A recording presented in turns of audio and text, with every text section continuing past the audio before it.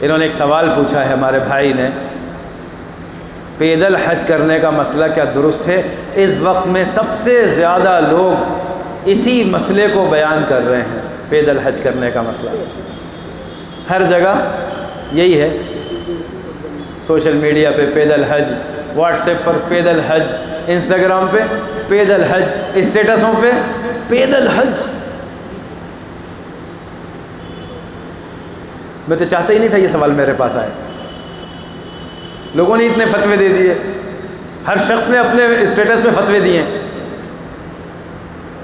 ابھی ایک صاحب مجھے دکھا رہا ہے کہ دیکھو ہمارے فلاں ہیں، انہوں نے یہ لکھا ہے، کہاں سے درست ہے؟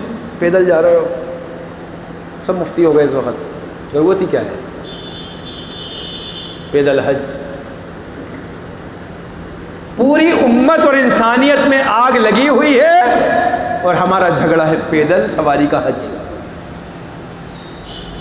یہ ایمان کا موضوع ہے۔ یا اللہ کل قیامت کے دن سب سے پہلے پوچھیں گے، یہ بتاؤ پیدل حج تم نے کیا تھا کہ نہیں کیا تھا؟ ہے کہیں؟ وہ ایک روایت مستدرک حاکم کی ہے جس میں لکھا ہے مکے سے مکہ، وہ روایت پہ بھی غور کر لینا چاہیے، جو اس کی تائید میں لکھ رہے ہیں نا، مکے سے مکے لوٹنے تک حج کر کے جو آئے گا، ہر قدم پر نیکیاں، گناہ معاف اور ثواب۔ اس روایت میں غور سے کر لو، من المکہ الی المکہ، کہ الی مکہ من المکہ، مکے سے مکہ۔ جو مکے کے قرب و جوار کونے پر رہتے ہیں وہ پیدل حج کریں، مینا، عرفات، مزدلفہ پیدل جائیں، ان کے لیے ثواب ہے پیدل۔ ورنہ مسلم شریف کی حدیث، ترمذی شریف کی حدیث، ڈھیروں حدیث، اتنے واقعات جس میں اللہ کے رسول نے منع فرمایا۔ مشقت کیوں؟ جب اللہ نے سہولت دی ہے تو مشقت کیوں؟ کیا پیسہ نہیں ہے؟ تو غریب ہوتا تو سمجھ میں بھی آتا، بیچارہ کوئی پیسے والا اچھا خاصا ٹھیک ٹھاک انسان ہے، اس نے پتہ نہیں کون سی نظر مانی ہے۔ اس کے متعلق تو حدیث ملتی ہے کہ ایک عورت نے نیت کی تھی کہ میں پیدل حج کروں گی، اللہ کے رسول نے کہا اللہ کو تمہارے یہ پیدل چلنے کی کوئی ضرورت نہیں ہے اور تمہارے زبردستی کی مشقت کی اللہ کو کوئی ضرورت نہیں ہے، سواری پر سوار ہو جاؤ، حج کرو۔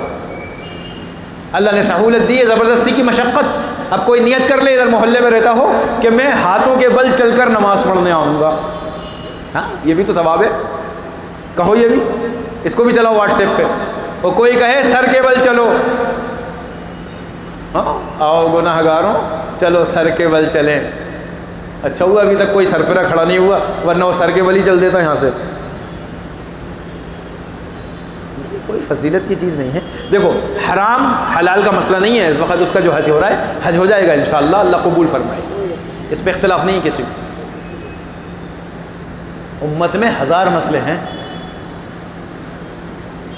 اتنا اس کو موضوع سخن بنایا، سب نے ٹاپ پہ چل رہا، ٹرینڈ پہ۔ یہ کوئی موضوع تھا؟ ہزاروں نکل جاتے ہیں کئی سالوں سے، کوئی سائیکل سے حج کرنے جا رہا ہے، کوئی بیل گاڑی سے جا رہا ہے، اس سے پہلے والے غریب لوگوں نے گدھوں پہ بیٹھ بیٹھ کے حج کر ڈالا۔ ماشاءاللہ اللہ قبول فرمائے، جیسی سہولت کر لو۔ لیکن دین، مشقت اور سہولت جب جمع ہو جاتی ہے تو سہولت کو اختیار کرنے کا حکم دیتا ہے، مشقت اختیار کرنے کا حکم نہیں دیتا کہ زبردستی مشقت میں جاؤ۔ وہ جو ہے نا سورہ بقرہ میں حکم کہ اگر کوئی شخص بیابان جگہ پہ پھنسا ہو اور ایک لقمہ اس کو کھانے کو نہ ملے، کوئی چیز میسر نہ ہو اور اسے پکا یقین ہو جائے کہ میں اب مر جاؤں گا، تو سور کے گوشت کے چند لقمے کھانا بھی اس کے لیے حلال ہے۔ اور پانی نہ ہو اور کچھ نہ ملے، پکا یقین ہو کہ مر جائے گا، تو شراب کے 2 گھونٹ پی کے اپنی پیاس بھی بجھانا حلال ہے۔ لیکن یہ سہولت کہاں دی ہے؟ جب اتنی مشقت ہو، اتنی مشقت میں جب حرام چیز حلال ہو رہی ہے تو پھر آپ کیسی حلال چیز کو حرام کر رہے ہیں؟ سواری نہیں لوں گا، پیدل چلو۔ ایک مسئلہ تو یہ ہو گیا کہ زبردستی کا مجاہدہ۔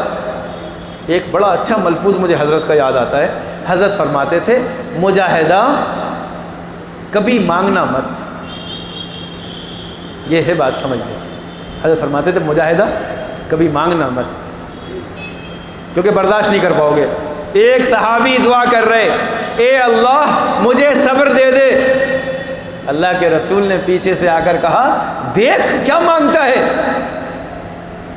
اللہ کے رسول میں صبر مانگ رہا ہوں. آپ نے فرمایا تو صبر نہیں مانگ رہا, تو مصیبت مانگ رہا ہے. کیا مانگ رہا ہے؟ مصیبت. کہتا نہیں تو صبر مانگا ہے. بس غور کرو کہ آدمی صبر کب کرتا ہے؟ جب کوئی مصیبت آتی ہے. کہ تجھ پر کوئی مصیبت ہے؟ کہ جی ہے نہیں. تو یعنی تو مصیبت ہی تو مانگ رہا ہے, جب ہی تو صبر کرے گا. بلکہ تو یوں مانگ اے اللہ مجھے عافیت دے دے. کہ عافیت کہتے ہیں سہولت کو, ایسی آسانیاں جس میں کوئی مشقت نہ ہو. اللہ کے رسول نے آسانی سکھائی ہے. جبراً اپنی جان کو ہلاکت میں مت ڈالو.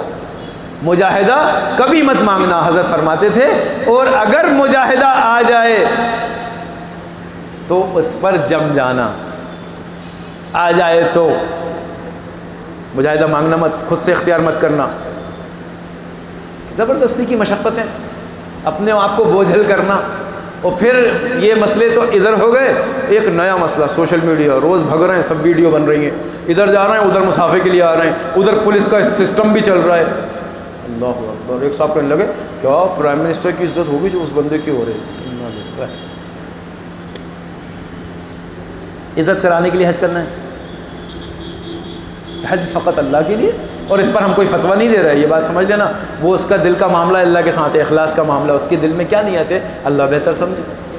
تو اس لیے حرام حلال میں ڈوب جانا, پڑ جانا, کہ کوئی کہہ رہا ہے غلط کر رہا ہے, کوئی کہہ رہا ہے بالکل صحیح کر رہا ہے. اتنے سب مفتی بن گئے, ارے ہم کہہ رہے ہیں نہ غلط نہ صحیح, جو کر رہا ہے اللہ بہتر جانے. اس وقت امت کے مسائل کی ضرورت ہے. سب سے پہلے یہ دیکھو, یہ موضوع تھا ہی نہیں اس وقت کے جھگڑے کا, جب سب سے پہلے پوری دنیا کے مسلمان سلطنت پر, خلافت پر تاتاریوں نے حملہ کرا, تو اس وقت ہمارا پورا پڑھا لکھا سمجھدار مجمع معلوم ہے کس میں اختلاف کر رہا تھا؟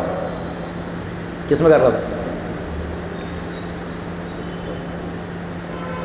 جبکہ اس وقت سب سے زیادہ بحث کس بات کی کرنی چاہیے تھی؟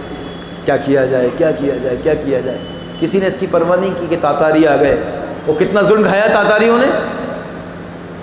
ہر مسلمان کی گردن کاٹ کے جتنا اونچا مینارہ بناؤ گے اتنا بڑا انعام پاؤ گے. دور سے نظر آتے تھے مسلمانوں کی گردنوں کے مینارے. یہ تاتاریوں نے کیا تھا, تاتاریوں نے, منگولیوں نے. ہر گھوڑے کی دم سے مسلمان کی گردن بندھی ہوتی تھی. مسجدوں کا یہ عالم تھا, بغداد کا, عراق کا, سب جگہ کا, کہ مسجدوں میں پیروں کے گھٹنوں تک خون بھر چکا تھا. اتنی لاشیں تھیں مسلمانوں کی.